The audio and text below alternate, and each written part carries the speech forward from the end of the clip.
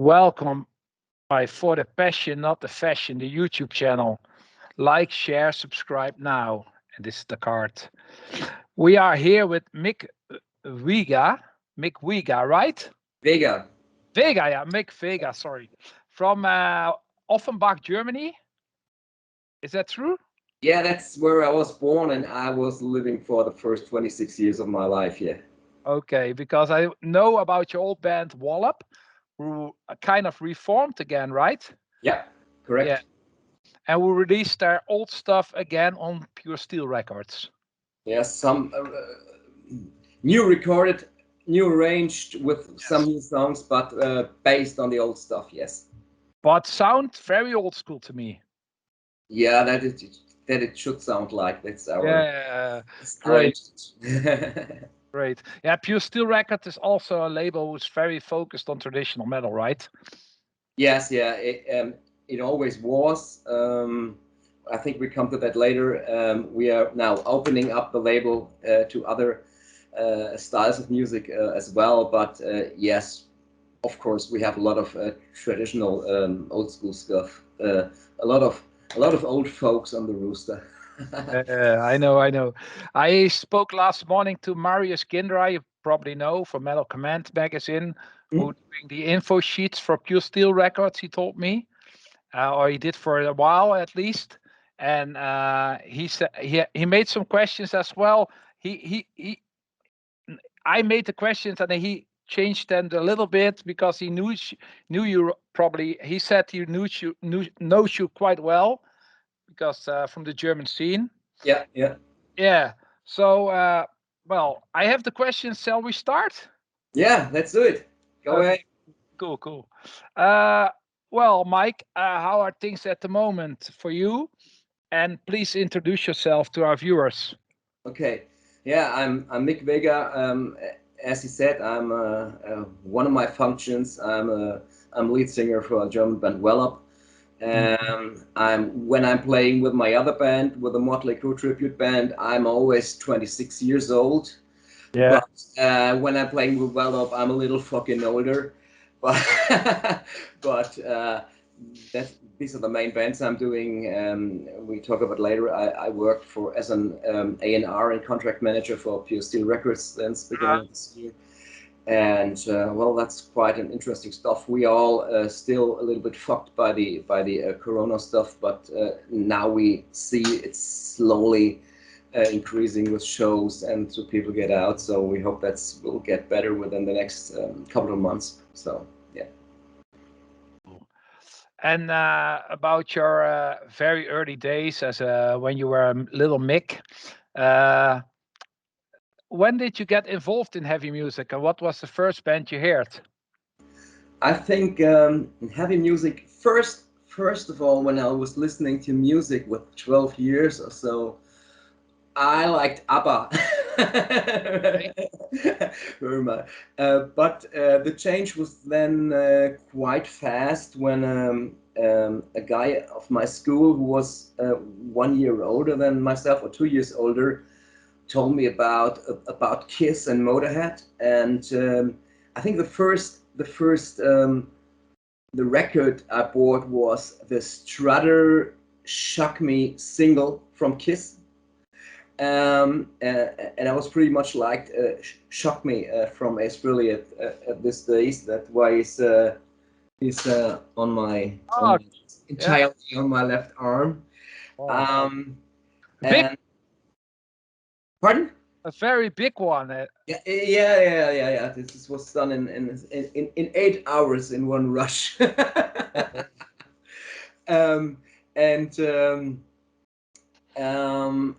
think I bought in the same week. I bought my first vinyls ever. I remember I first bought the Kiss Dynasty on red vinyl. All right. And a couple of days later, I bought the first Motorhead, the Motorhead first. This was my first connection to hard rock and heavy metal. So yeah. So still already in the first days, a little commercial poser stuff and a little classic metal on the other side with Kiss and Motorhead. So yeah. But then when you tell me about the Kiss red vinyl, the this Dynasty album you can find on every corner. But if you have probably a German press in red vinyl, it would be a collector's item. Yes, maybe I put all when I said one year ago when the Wallop Alps on Fire will be released on vinyl. I will going to buy a record player again because my old one broke up, I don't know, 20 years ago, and I hadn't. And since I started to work for Pure Steel Records, I reorganized my office. I have here on the other side my 30 years old Pioneer receiver and a tape deck and a very old Pioneer CD player, and I bought a new record player.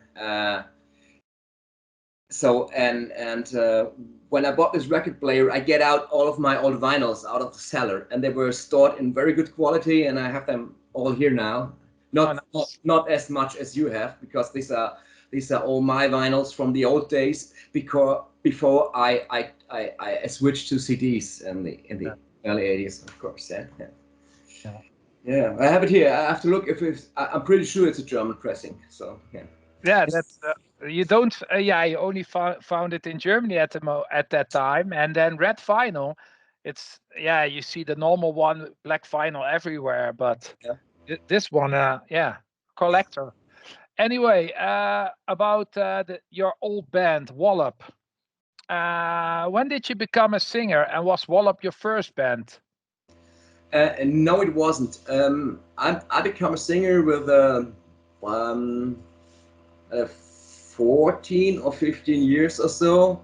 I had one of my best friends was playing guitar, and I wasn't able to play guitar. So you become a singer, right? No, he said, hey, let's do music, and we just jammed a little bit with his guitar, and so we formed our first band. It's called Mustard. Yeah, Mustard. But we didn't play live, and then I formed with some other friends and him, then not on the guitar, on the bass, a band called Black Spirit. Yeah. And this was my first real heavy metal band where we did shows as well. With this was at my age between 16 and 18, 19 around this stuff, and there we did support for a famous band of Offenbach, for the most famous band of Offenbach, for Wallop at this time. Oh. And we supported them one or two times, and in that I joined Wallop then 2 or 3 weeks before they signed the deal. The drummer of Wallop, the famous and mighty Stefan Arnold, who was playing for Gravedigger for 23 years before he rejoined Wallop, was in my school. We were on the same level, and so we met at school, and he came to me and said, hey Mick, you sing for Black Spirit, we need a new singer, do you want to join Wallop? So that's how I joined Wallop on the schoolyard. Oh yeah, I remember that for myself as well, so yeah, cool. And about this old band, Teutonic Heavy Metal band Wallop, can you tell me more about it? What kind of band was it? What influenced by which bands, the style? Can you describe it a little bit to the people who don't know Wallop? Show you the vinyl for the people who don't know it. This is the old vinyl. Exactly. It's still our backdrop. Yeah, I'm the young man on the left. Upside on the left. The guy with the Kiss animalized fur on the shoulder. Okay. This was pretty much influenced by the Kiss Animalized record, who came out in the same year. So. Wow. Well, Bonebreaker Records, 1985, right? Yeah, 1985. Yeah. And then this was the reissue, re-recorded reissue. But tell me, was it how was it sounding? What was your style to the people? I think it's hard to say, but because I didn't found Wallop, because I joined them then 2 years around roughly after Wallop was founded. It was pretty much influenced by all the bands playing live at this time. It was, of course, Judas Priest. It was Raven, pretty much. I think that type of style, a little Ozzy, a little Maiden, pretty much Maiden at this time as well. So this all come together. So the classic stuff, I think, were the main influencer for Wallop at this time. You didn't have so much bands at this time. Yeah. For me, I think Wallop was heavy metal, but more fast. It was nearly going direct. Some songs were nearly, speed metal. Mm-hmm. Yeah. I still see Wallop a little between classic old school heavy metal and speed metal. We have a lot of very fast songs as well. So it's in between. I mean, Judas Priest is Judas Priest speed metal. No. But they have a lot of fast songs as well. So and so does Wallop. That's that direction, I would say. You can also call it Teutonic Steel, like bands like Noise Hunter, Gravestone. All these bands have this speed in the songs. It was really a German style of heavy metal, actually. To me. Yeah. This non-trash speed approach. Yes. Yeah. Hey, and the next thing, you have this CD, which Pure Steel Records released in a vinyl format. Yeah. Yeah, which is very cool. But then will be there also a vinyl edition coming up from this? Yes, there will. As said, that's why I bought a record player again. Yeah. It was planned earlier, but the release date of the Alps on Fire album you just showed, of our current actual album, was April 2020, and this was exactly when the fucking pandemic started, and we had to cancel everything. We had absolutely different plans, and so we are still start to promote our new album. It's now more than a year released. The first edition is nearly sold, but we're still on the way to promoting it. We just had one show since then to promote our album, so we're still at this time.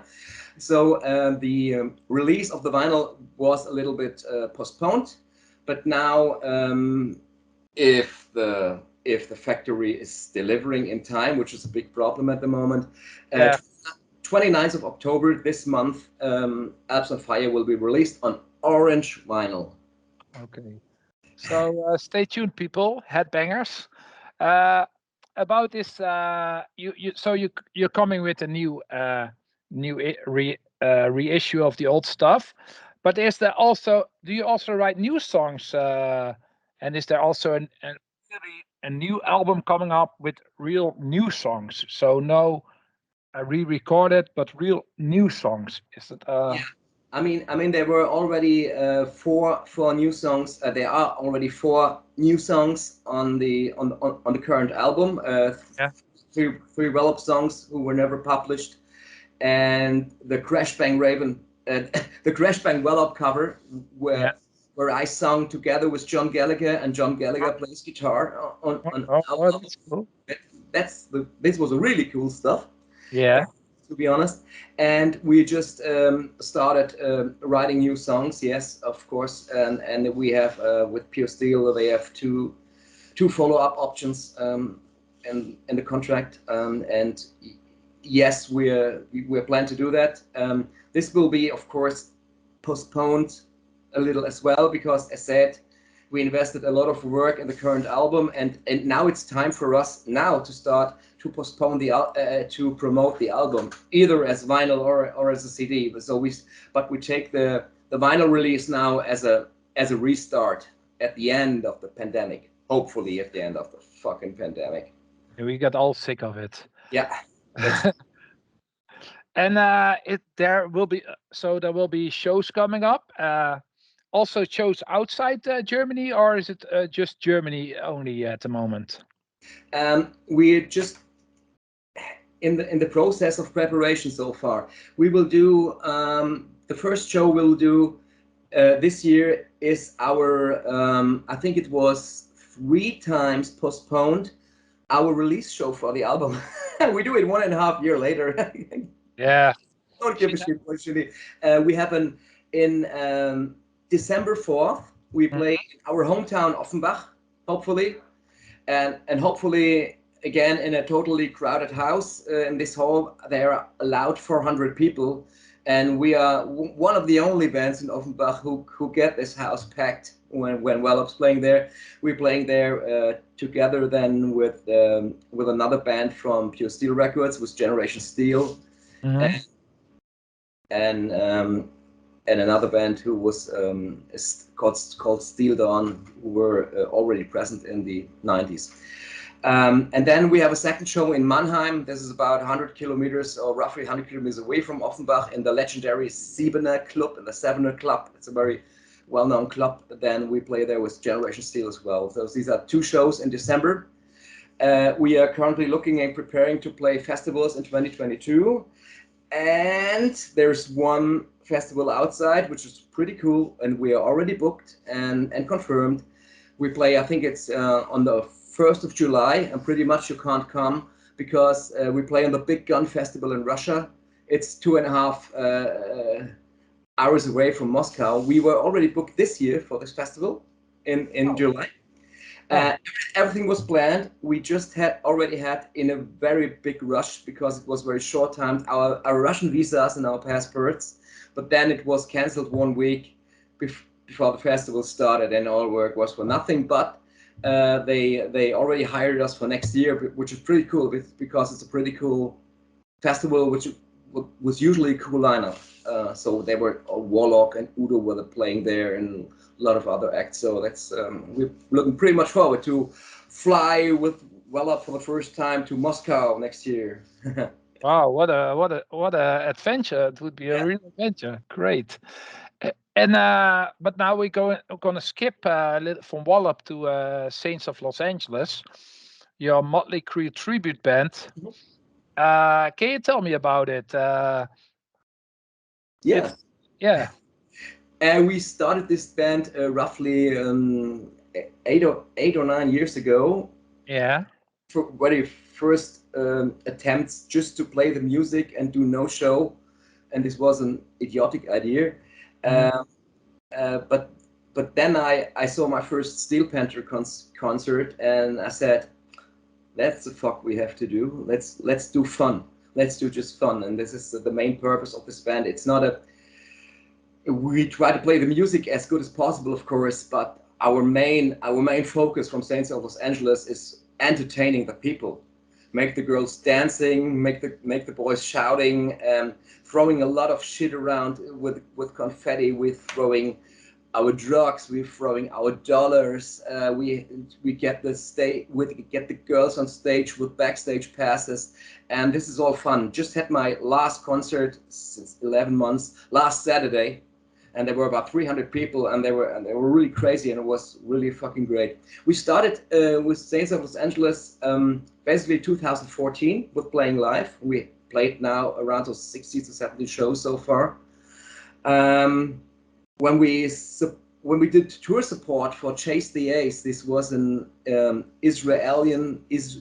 band from Israel who relocated then to London, and we supported them for 1 week on their club tour, and this was really fun because they said, we don't care if you're a traditional band with old stuff or if you do Motley Crue, you guys are cool, you guys are funny. They were young, we were a little older, all the rest, but they were I don't know, between 25 and 30 years old, but we had a great time with the guys, and I'm still in contact with most of them. By the way, one of them is now one of the guitarists of Inglorious in the UK.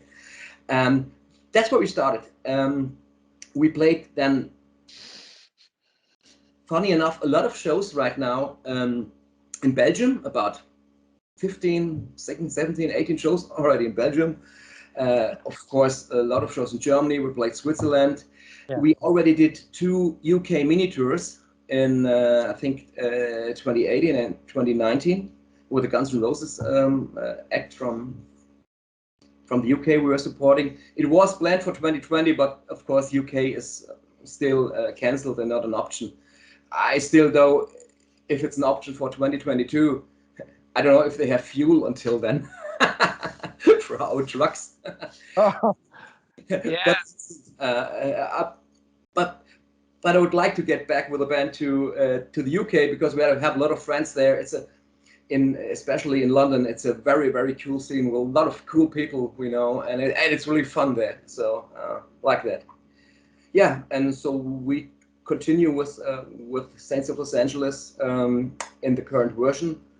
I intend to do a pro tour of Saints of Los Angeles with maybe some other or backup musicians, with professional musicians, where I intend to play all these big tribute show tours you have in Belgium, you have in France, where you play every night for 2,000 people with all professional musicians.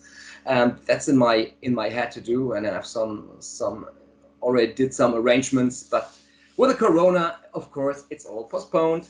It's a mess. About yeah, we already talked about the Motley Crue tribute band, and I would love to bring them to Holland, but it's even the real Motley Crue never comes to Holland.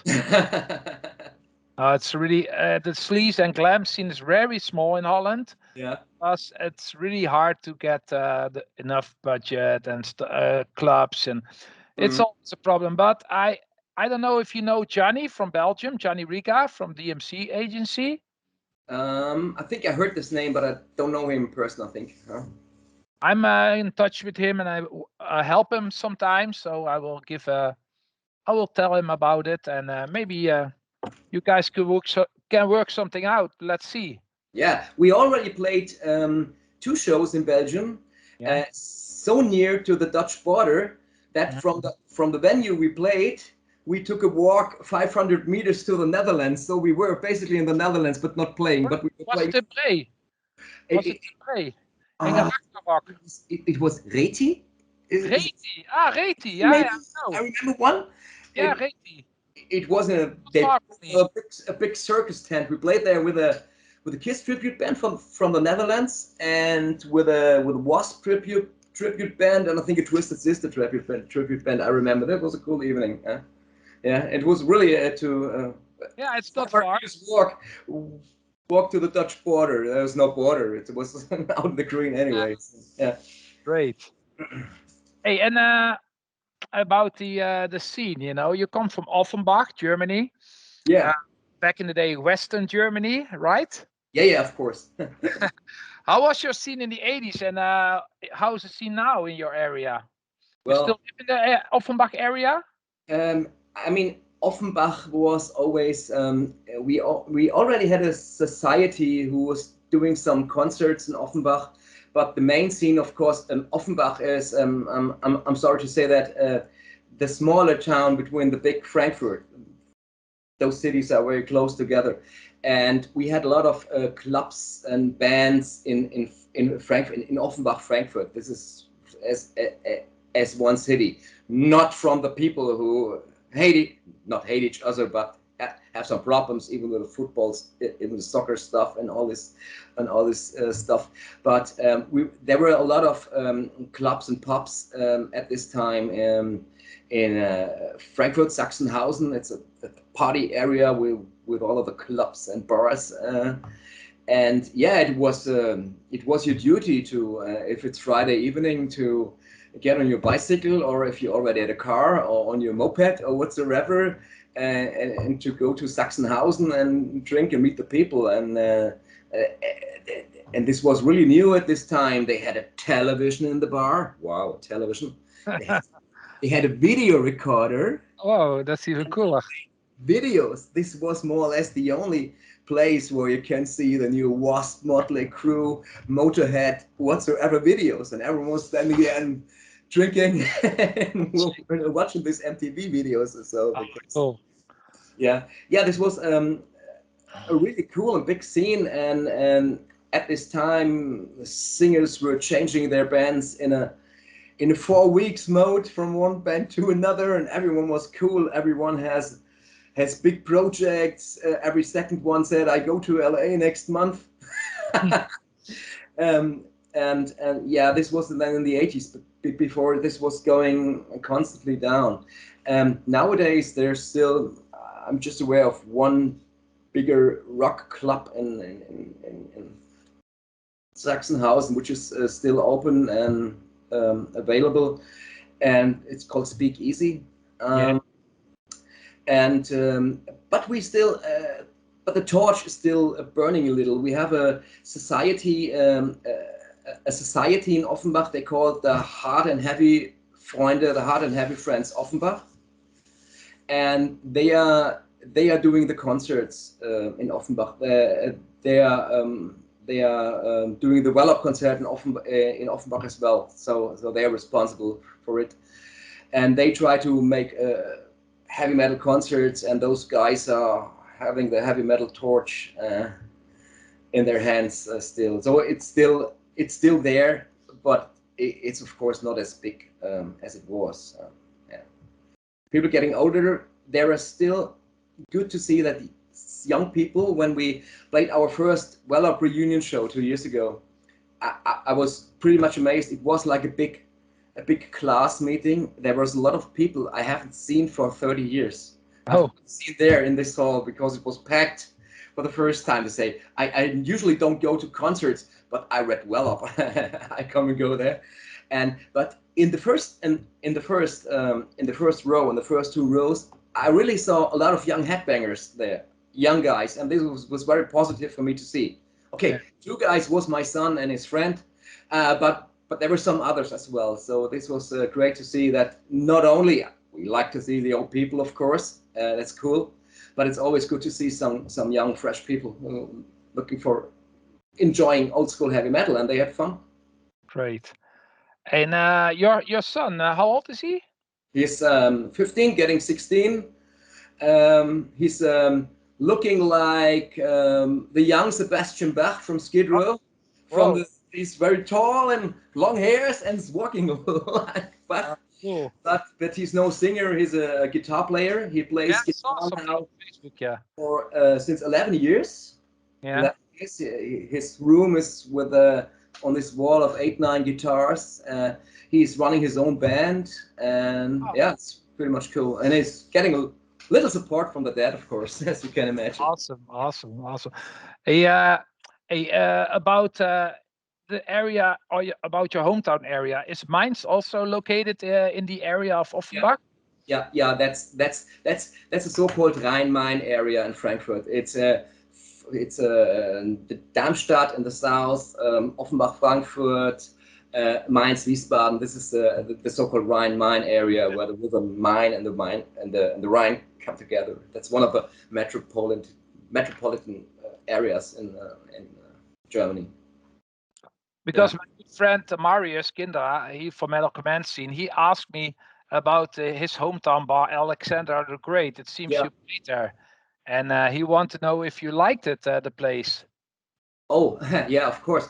I mean, Mainz is the hometown for Saints of Los Angeles. We have our rehearsal room there in Mainz. It's about, for me, where I live, it's a 40-minute drive always to the rehearsal. To Wallop, it's a little bit shorter, but that's around that. Yeah, we played around with Saints of Los Angeles. It's a very small bar. I was there. Where you can get a maximum, I think, maximum people allowed 120 or so. And we played there with Saints of Los Angeles. It's always our living room concert. We played there 6 or 7 times right now. It's really cool. I like the guy who's running this bar. Pretty much Sweaty is his name. And the problem is, Sweaty is his name. Yeah, it's a cool Jap, tattooed all over, and is a cool guy. But since the beginning of the pandemic, Alexander the Great is closed, and they were not able to open because it's a cellar. They currently had a lot of troubles with the landlord. They do renovations to make it look better, and there's some interesting stuff. I mean, it's not the only club where this happened. I think, as far as I know, there are around 800 people, including myself and my bandmates, who are paying a monthly amount via PayPal to stop my telephone. It's a terrestrial telephone, and we paying money, how much everyone can, to a fund to keep this alive, that he can still pay his people, and he can pay the rent and all of this stuff. And this is great stuff, and we hope this makes sense, and Alexander the Great can open up hopefully earlier than later. I have a scheduled show for Saints of Los Angeles on the 3rd of November, but it won't happen because yeah. I heard, I was there in the Saints in the Alexander the Great, and yeah, it's a great club, and they played videos there as well, video clips. No. No, oh what? Oh no, that was in No. in Düsseldorf. There in Düsseldorf, that was the club with the videos. Yeah. Yeah, because I can't remember to see a television screen there. It's the famous club where Doro always came. Okay. Yeah, way. Warrant, the German band. Anyway, back to the basic again. What are your biggest influence musically and lyrically for you as a musician? Well, as an old school guy, I think I'm influenced by the classic ones, Saxon, the early Iron Maiden, Kiss, Ozzy, all this stuff around, Twisted Sister, and Motley Crue, and one of my favorites, Steve Snyder, a fucking great guy. Motley Crue and LA Guns, stuff like this. Not Guns N' Roses, but LA Guns, Motley Crue. But also on the other side, stuff like, of course, Judas Priest, the old Metallica, Megadeth, and stuff like that. This is so a lot of stuff, but this was my youth, my life, however you call it. It's. And I forgot Whitesnake. I have a small classic rock part as well, and this is pretty much Whitesnake as well. Mostly 80s stuff. Yeah. Hey, and it seems you also work for Pure Steel Records. Yep. To me, a great label focused on the more traditional style of heavy music. What's your job in Pure Steel, in the Pure Steel crew? Okay. Well, since January, I'm working for Pure Steel. I started a little earlier, unofficially, as artist and repertoire manager. I do the scouting, and I'm part of the selection process for the bands we're contracting. So, and I'm A&R and contracting manager, because since January I did all new record contracts for Pure Steel Records for the bands. In another function, I am on the way to developing the record contracts for Pure Steel Records, because before I joined the music industry, good name, entirely, I was working 20 years for a top 40 US telecommunications company as procurement manager and contract manager, and I'm pretty much experienced with international contracting. So I'm overworking all the contract base for Pure Steel, and I'm in this as well. So I'm not only a headbanger, I can do some other stuff as well, if people ask me. Aside of this, I help to write some promo texts in the meantime. I do most of the initial band communication up to the production process, and then usually our promotion manager and the guy who's responsible for the production of the audio carriers take over. But with regard to the promos and the news and all the band communication, I'm usually doing. Great. Yeah, you have a great team. Also, Bob Mitchell is also working for you guys, right? Yeah, he's our US representative. Yeah. Great guy, by the way. I love him. Yeah. Very friendly guy. Yeah. Yeah, and is that because you tell me a lot of things about you doing a lot for the label? Is there time for another job, or is it really your main job now, or do you have also a job besides, or is Pure Steel Records your only job, your real job? Well, it's one of the jobs I'm currently doing. Let me say it this way. Beside of at the moment, because beside of Pure Steel Records, I'm running, of course, two bands. I have to sing in two bands. But my throat is a little bit damaged because I had a show on Saturday, a rehearsal on Tuesday with the Saints, and a rehearsal yesterday night with Wallop.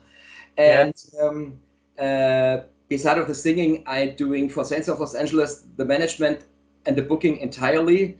And for Wallop, I do 80-90% of the management plus the whole promotion stuff. So that's the main stuff I'm doing at the moment. Yeah. For me, the same.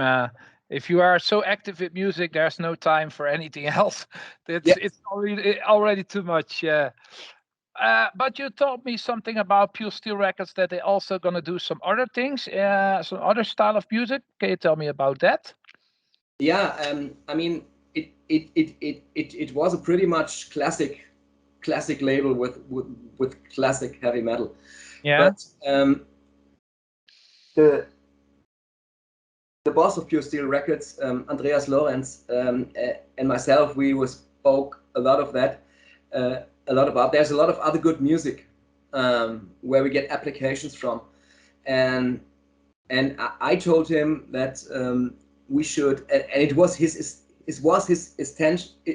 It was his intention anyway to open up the level for other music, and I told him, let us call this. We open up the label for all kind of good rock and roll, and that's my direction at the moment. We open up the label for all kind of good rock and roll. We will continue to do the classic stuff. We already signed some bands from the 80s, 90s, and are in contact with other bands who rejoined and bringing up new albums. We continue to go this way, to walk this way. You will hear some news of a quite well-known 80s, 90s UK band who I just recently signed.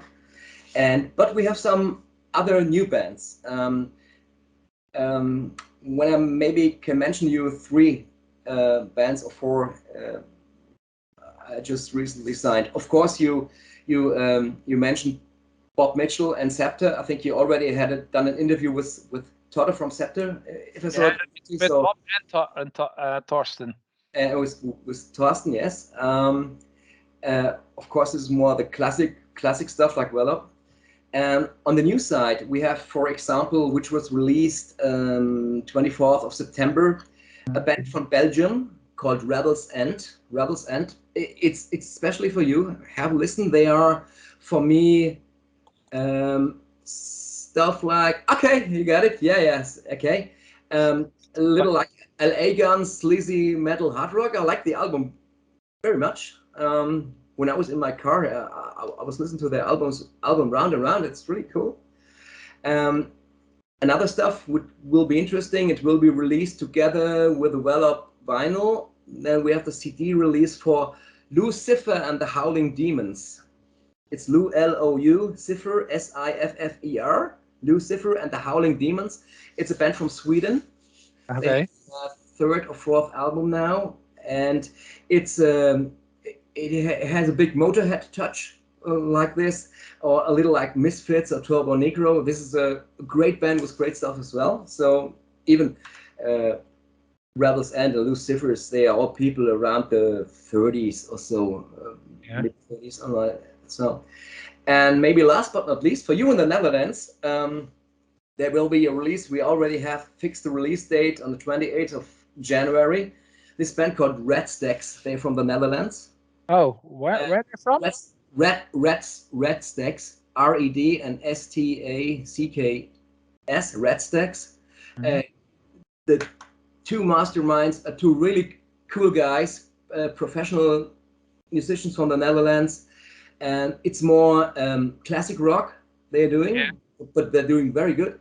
The album we bring out will feature a large number of international top vocalists as guests on this album.